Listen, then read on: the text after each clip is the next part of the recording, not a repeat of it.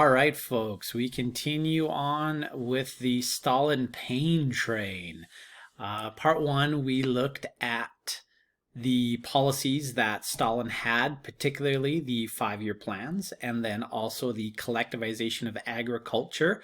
I hope that you watched the videos that were contained within the presentation. If not, please go up and check those videos out. They really bring to life what we're talking about in the PowerPoint as we go through this. So contained within this presentation, there's also a whole bunch of videos that are embedded in this as well. Please, I encourage you, for the sake of learning, for the sake of knowing stuff, for the sake of being smarter, have a look at those videos and we'll continue on. All right, so we finished off the last video talking about collectivization of farms, right? Taking individual privately owned plots and then making them into giant state-run plots. Why did that happen again? It happened in the context of the 5-year plans, and it was to boost agricultural output. Now, there was one group in particular who resisted collectivization, and that was a group called Gulags, or the Gulags. Now, the word Gulag, we talked about this in the last video. The word Gulag means capitalist or profiteer. And if you know anything about Marxian theory, right, if you're a capitalist or a profiteer, you are part of that bourgeois class. And what do communists think about the bourgeoisie? Not a lot, right? Not a lot. Not big fans. So in the state of Ukraine, this is where most of the kulaks lived. And these kulaks, these successful farmers, they didn't want to give up their houses, their animals, their farming equipment, basically their life to the state, right? They didn't want to give up all of what they had to collectivization. So they resisted it. And in the end, Stalin decided that these kulaks needed to die. So he accuses them of sabotage, of being enemies of the revolution, and he launches a class war against them, right? He begins to liquidate or dekulakize the Soviet Union, primarily in the state of Ukraine. So this liquidation, right, this dekulakization, it mainly occurred in the ethnic republic of Ukraine. So any of my students, right, if you have any Ukrainian roots, you've probably heard of this before. We call this genocide that happened in Ukraine, we call it Holodomor. Holodomor stands for death by hunger. And basically what Stalin did is he more or less cordoned off the Republic of Ukraine because of their resistance to collectivization.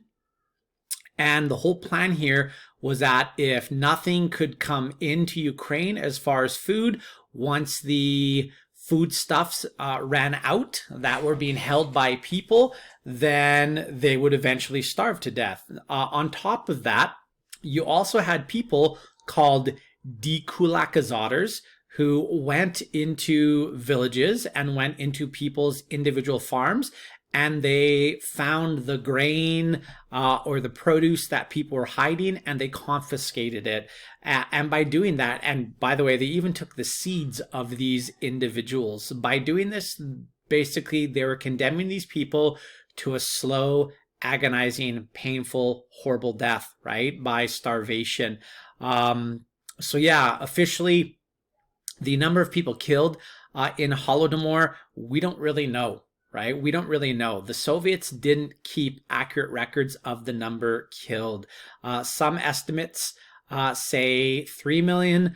Higher estimates suggest 12 million. The generally accepted number is approximately 7 million people. So in the span of 1 year, the Soviet policy of collectivization was responsible for the death of 7 million people in 1 year, right? And guys, this is the most effective or efficient extermination of humans the world has ever seen. So I would suggest please have a look at the video link there in the PowerPoint or in the presentation.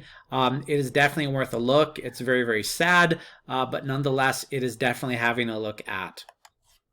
Now, overall, collectivization. We talked about how the 5-year plans were successful in achieving their goal. The 5-year plans, it had the mandate of industrializing the Soviet Union, and from the 5-year plans, the nation of the Soviet Union is basically industrially and militarily on par with the United States of America. The Soviet Union benefited massively from the 5-year plans. Now, what about collectivization? Collectivization also achieved its intended goals. Its intended goals was to boost agricultural output. Why? Well, for the people working in the 5-year plan projects, they needed to be well fed, and you needed to improve the efficiency of Soviet agriculture and able to make sure that happens. And yeah, so initially we can see in the chart here, we see in 1928, which is when the 5-year plans began, 73 million tons of grain produced. Then in 1933, we actually see a drop off. And we see that for most of these statistics, right? For head of cattle, we see it go from 70 to 38. For head of sheep and goats, we see it go from 150 to 50. Now, the question is why? Why, like, if the goal was to actually boost and have agriculture output go up, why did we actually see it go down in 1933? Well, let's think about this for a sec. What's going on in Ukraine? Oh yeah, genocide and starvation. So Ukraine, guys, is considered to be the breadbasket of the Soviet Union. Rich farming land, very, very productive farmers.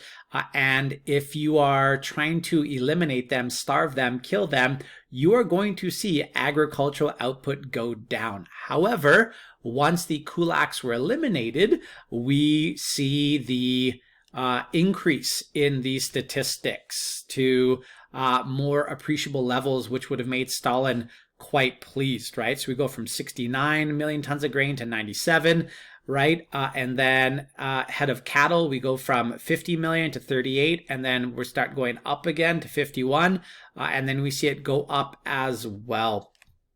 How else would Stalin have seen collectivization as a success? Well, I mean, they eliminated the last capitalist class of the Soviet Union. And there's propaganda that is produced where it talks about how during collectivization, the kulaks, the last capitalist class of the Soviet Union, was destroyed.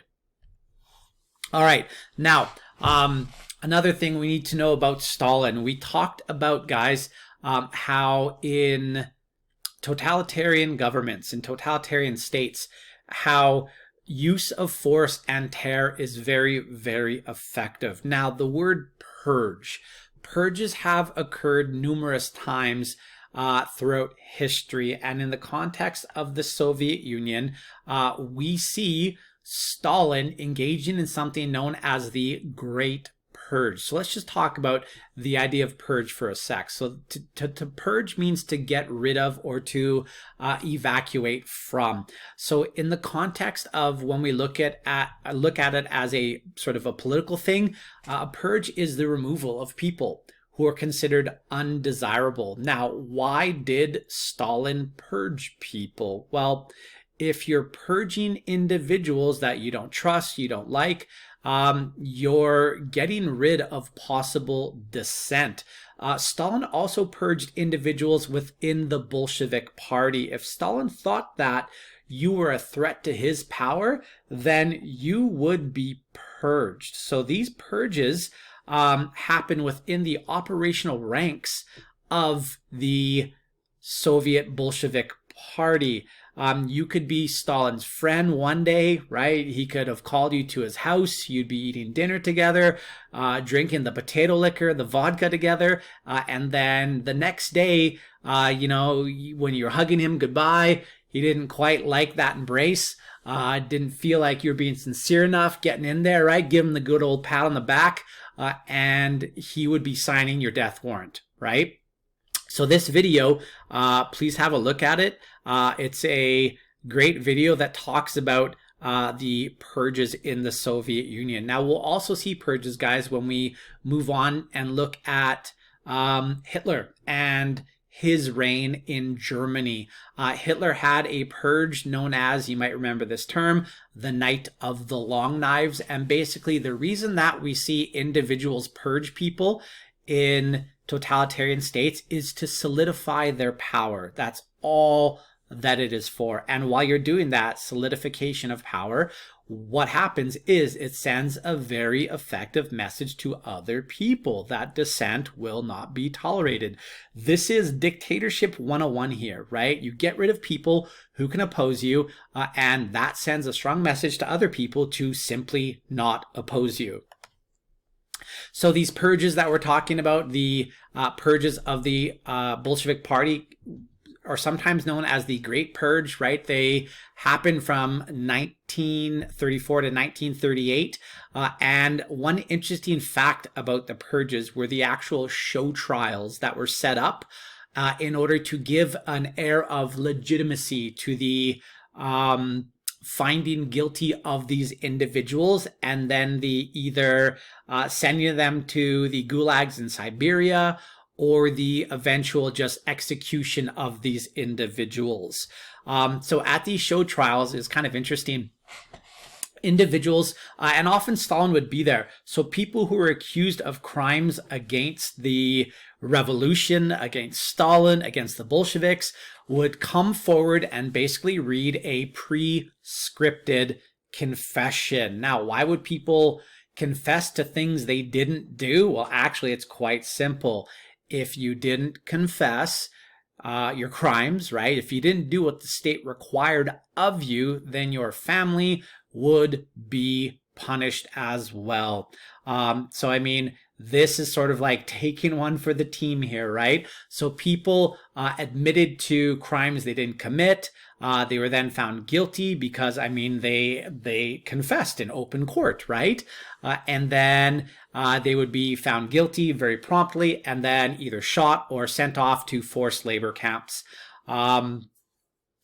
Yeah, so guys, also foreign media was invited to these show trials, and the foreign media was tickled pink by what they saw in these show trials. They thought that, you know, this was an up and up thing, right? This was legitimate. This was the rule of law. They applauded the fact that they were conducting these trials against these traitors, against the state, in a very sort of public manner. So it seemed like it was legitimate. So, come on, you love it, right? You gotta love it. We have a meme here about our friend Stalin and his purging of his so-called friends, right? So cleaned up friends list before it was cool. Don't clean up your friends list with a purge, right? Just don't do it. It's not cool. All right, so ultimately, guys, what the purges did is they helped secure Stalin's hold on power, right? When you get rid of people who are threats to your power or even possible threats to your power, that only makes your power more secure. A secondary benefit of the purges was it generated more labor for the Gulag system. Now, some of you might be asking, what's the Gulag, Mr. Crosby? Don't worry. We'll get there, right? We'll get there. One also interesting note about the purges is as Stalin purged people from the upper ranks of the Bolshevik Party, it did actually weaken the operational leadership of the Soviet Union once the Nazis invaded in 1941. So just like before, guys, there is a video link right here within the PowerPoint. Please check it out. In this image here, you can see Stalin in the background. You have an individual confessing to a crime he didn't commit in open court. Why? Again, to save his family, right? And that's basically how it worked in the Soviet Union. All right, so the gulags. and then we'll have some memes here after this. So what were the gulags? So guys, the gulags were the prison labor camp system that were created by the Bolsheviks and used extensively when Stalin was in power. Now, gulags existed after Stalin, but the use of them was ramped down significantly. So these work camps were where people who were found guilty of show trials, were people who were dissenters, anyone who wasn't buying into the Bolshevik program, they'd be sent there. And most of these work camps, these gulags, were in Siberia. Now, I'm not sure how much you know about the geography of the Soviet Union, but Siberia is in the sort of northern part of the Soviet Union, and it is a very remote, desolate place, but it is also very, very resource rich. And these work camps would be set up where there was resources in order to extract those resources to get them to the factories for processing during the 5-year plans. So the Gulag system, the 5-year plans, the show trials, they all worked together in order to achieve the goals of the Soviet Union, which was to industrialize the country. And as you can see here, once again, right, lots of video here. So have a look at the video clip in this particular slide, please. This is a map showing us all the different locations of the gulags. Now, the word archipelago means like chain of islands, and basically these islands were all connected by railroads, right? Railroads, which were also built by gulag slave labor. So it says the gulags. So these were re-education centers where people committed crimes against the Bolsheviks, against the working proletariat, would be re-educated and become acquainted with how wonderful and great the system of communism was. And yeah, as I mentioned there, the bottom part of the slide, it says the gulags went hand in hand with the purges. People were found guilty at the show trials, were sent to these gulags. These gulags generated materials for the 5-year plans. So it was a very productive and efficient system of having workers. And the thing about Russia, the Soviet Union, was the fact that it had a massive, massive population. So if, a million people died in an area because of, they're working outside, it's minus 40, then you just send 10 million more, right? That's how it worked in the Soviet Union. So, I love them. Memes. So what's missing from Gulag? You, right? You get that? And then this one basically ruined my childhood. Stalin, the train, next stop Gulag, right? Some pretty good photoshopping, whoever did that right there, engaged in, not too bad. All right, now, in the Soviet Union, we also see massive, massive amounts of indoctrination of the citizenry, right?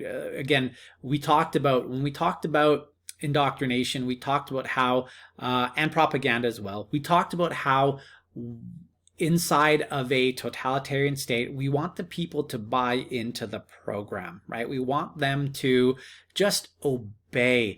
And basically, guys, what happened was in the Soviet Union, people were indoctrinated and subjected to propaganda in order to create this cult of personality around Joseph Stalin, right? People believed that Stalin was, they would recite poems like, Stalin, you are higher than the sun, you are greater than the celestial bodies. It was just wacky, a lot like what we see, to be honest, in modern day North Korea. The things that they believed about Joseph Stalin are very much in line with the things that people in North Korea today believe about their dear leader. So this cult of personality, guys, ultimately strengthened Stalin's position as leader. People had pictures of Stalin everywhere. There were statues of Stalin. He would go on the radio and give addresses.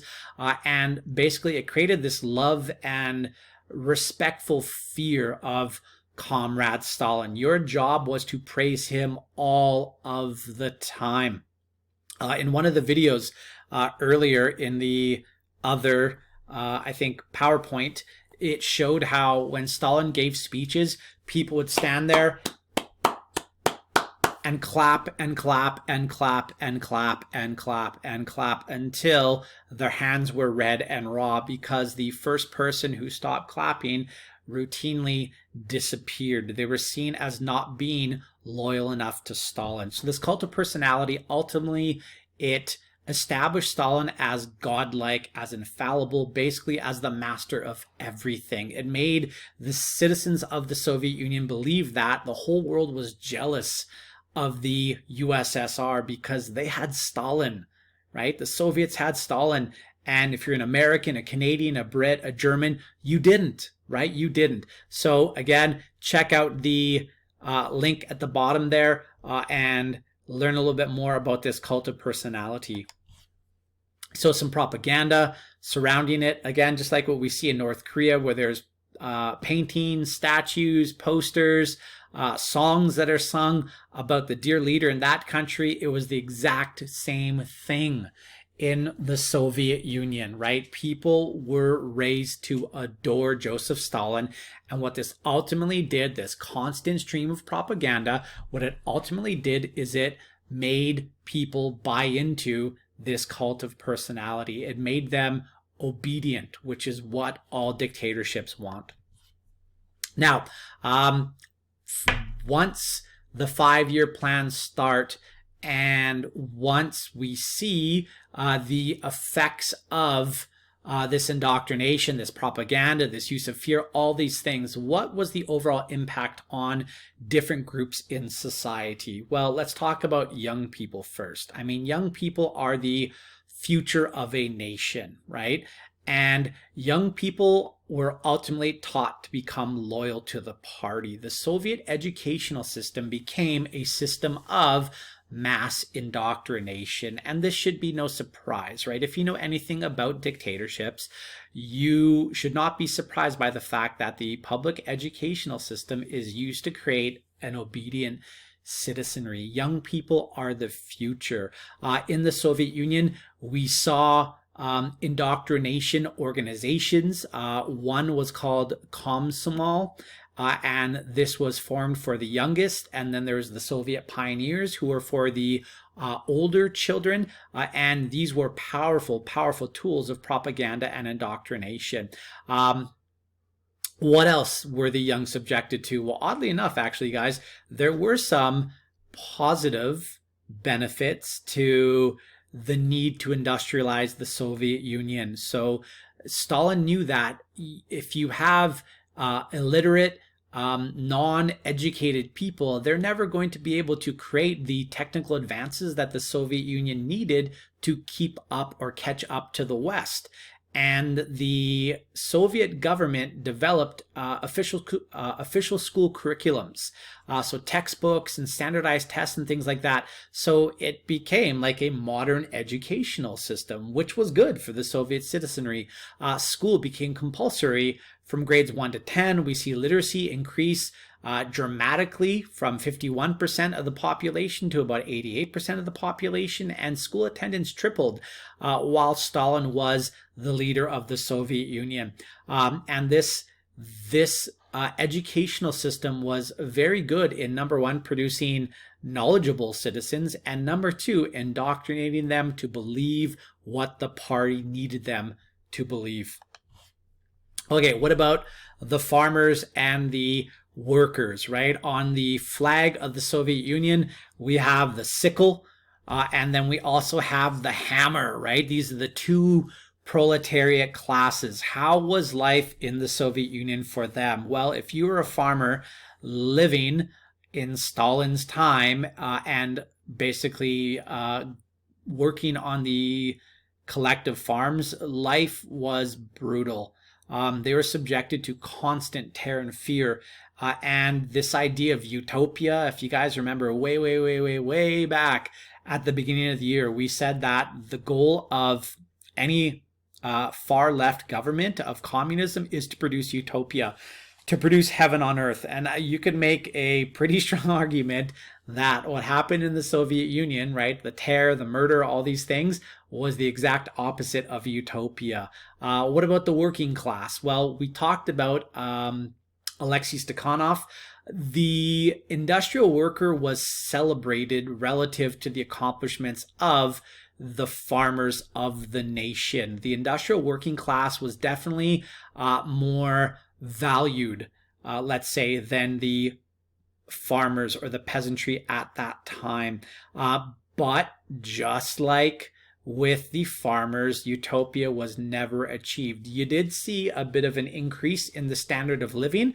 However, when you compare it to the rest of the world, compare it to the capitalist nations of the world, it was still not as high as what you would see in a place like the United States, right, their eternal enemy, or Canada, Great Britain, France, Germany, Belgium, any nation that went through industrialization prior to the 1930s. All right, what about women and families? During Stalin's time, women were basically told to get back into the home. When it says right there, traditional familial roles, what we're talking about is the idea that the role of women is to be in the home, to raise children, to cook, to clean, right? To be generally in the domestic sphere. So with Stalin's rule, a woman's job was to listen to the man. And basically what they wanted was women to be more or less baby factories. Why? Because we need people to help develop the Soviet Union. The Soviet Union is massive, or it was massive, right? Past tense, it's gone now. The Soviet Union was massive. They needed people for resource extraction. We need soldiers. We got to be ready for war, right? All of these things precipitated or necessitated the fact that the Soviet Union, Stalin, wanted lots and lots of children to be born. All right, now, last part we need to talk about is the USSR and the Great War, the Great Patriotic War, as it's known in the Soviet Union. This is getting into a bit of history that maybe you know, maybe you don't. But in World War II, I mean, the main or the instigator of it in Europe was, of course, Hitler and the Nazis. One of the express goals of Hitler and the Nazis was to expand living space, or Lebensraum, right? Fancy German word. Lebensraum was mainly going to come from the east. The USSR is east of Germany. So unfortunately, Stalin knew that there was a pretty big target on the Soviet Union when it came to the territorial ambition of the Nazis. So Stalin and Hitler they created a pact called the Molotov-Ribbentrop Pact, which tried to stall the Nazis' advancement towards the Soviet Union. But by 1941, with something called Operation Barbarossa, we see the invasion of the Soviet Union by the Nazis. Now, Stalin knew that this invasion by Hitler and the Nazis was coming. So as he tried to buy time with this pact between them, the Molotov-Ribbentrop Pact, they were heavily arming themselves. And this heavy armament was only possible because of the success of the 5-year plans. So while it's easy for us to demonize the Soviet Union because, let's face it, it's communism and it was terrible, the Soviets were a huge part, a huge factor in helping the world defeat Nazism. In fact, they were the ones who dealt the first major loss to the Nazis, and we'll look at that here in a sec. And ultimately, they were also the ones who caused Hitler to put a gun underneath his chin and go bang. From World War II, we see the Soviet Union emerging as a superpower. And now at that point, we had one superpower, the United States of America, which was established after World War I. And now we have a second one emerging after World War II, that being the Soviet Union. And ultimately what it does is it sets the stage for the Cold War, which we'll look at very, very soon. So we have some propaganda from World War II. So we got Papa Stalin here surveying the war map, right? Figuring out what's the next thing that the Soviets are going to do. This one here shows Papa Stalin, right? General Stalin with his pipe in his hand and his book, right? He's all dressed up in his military garb, figuring out what the next move is. We have this image here, Stalin trying to like encourage the Soviets to fight forward, to move forward, to stand together. You can kind of see in the background, right? We got bombers, we got soldiers down here, right? And then we have Stalin, the Leviathan, standing there, walking with the mighty Soviet Red Army to face off against the evil Nazis. And then another one, right, boasting the military strength of the Soviet Union. I mentioned before, and I'll say it again, the Red Army was impressively massive. It was huge. And, right, you can see the tanks in the foreground here behind, right? We can see the Russian planes, right? The bombers, the fighters, and things like that getting ready for the war. Oops. My bad. Okay, moving on. Now, ultimately, guys, there are two decisive battles that the Soviet Union was engaged in when it comes to the Second World War against the Nazis. The first battle was a battle called the Battle of Stalingrad, and this happens from 1942 to 1943. Now, Stalingrad, why did the Nazis want it? Well, ultimately, I mean, the city was named after their current leader, Joseph Stalin. And the Soviets were told to hold on to Stalingrad by any means necessary. No amount of sacrifice would be enough to hold on to Stalingrad, and that is exactly what they did. If you know anything about Russian history, you never try to invade Russia during the winter. The winter has been an enemy of many an individual trying to defeat the Soviets. Napoleon, right, succumbed to the brutal Russian winter, and so did the Nazis when it came to the Battle of Stalingrad. They were simply not prepared, were the Nazis, for the brutal Russian winter. So anyways, Stalingrad ultimately is the first major defeat of the Germans in World War II. It severely cripples their capacity to fight. And it's often seen as a turning point when it comes to the Eastern Front of the Second World War, or the European Front. Now, the second major battle was the Battle of Berlin, called so because by this time the Soviets had pushed the Nazis out of the Soviet Union, and now they were in Germany. Now, why is Berlin important? Berlin is important because that was where the operational leadership of the Nazis were.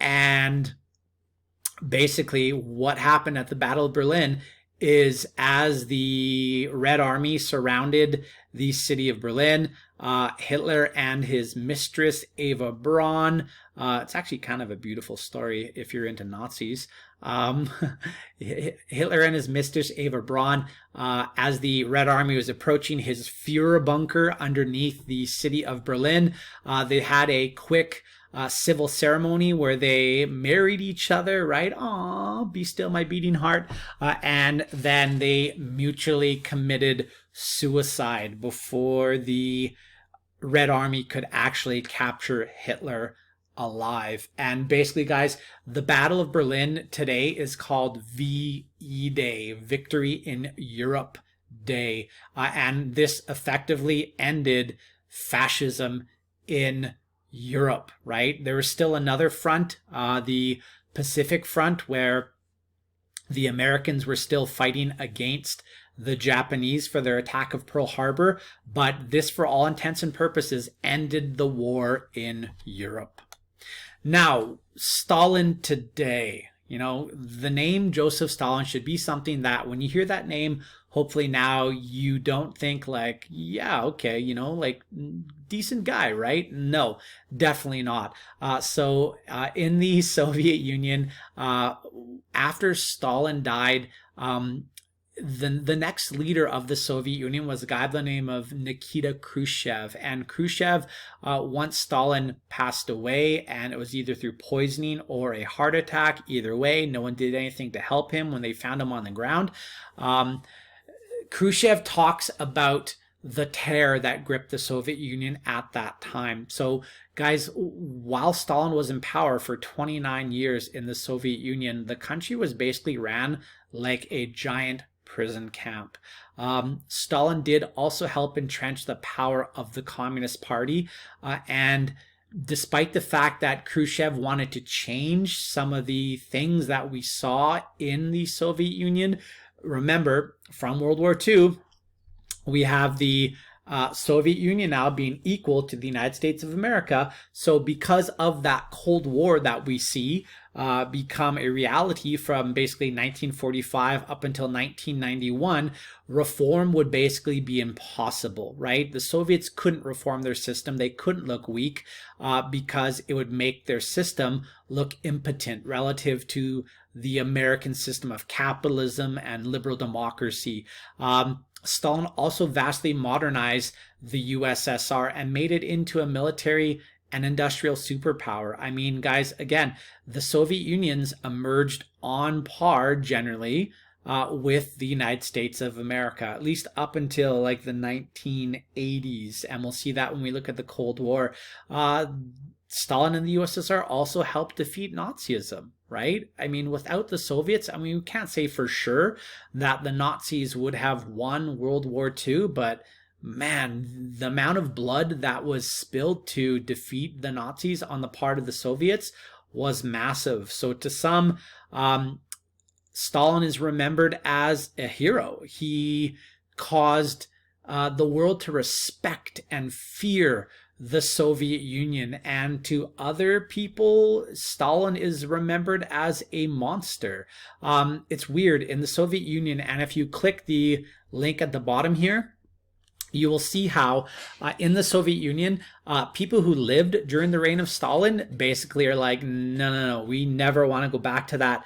But to some young people, they yearn for a Stalin-esque leader. And oddly enough, Vladimir Putin, who of course is the leader of Russia today, right? The USSR doesn't exist, but Putin, who's the leader of Russia, has a lot of characteristics of a guy like Joseph Stalin. So anyways, guys, that is it for our examination of Joseph Stalin. Hopefully you got what you needed out of it, and we are all done. Peace.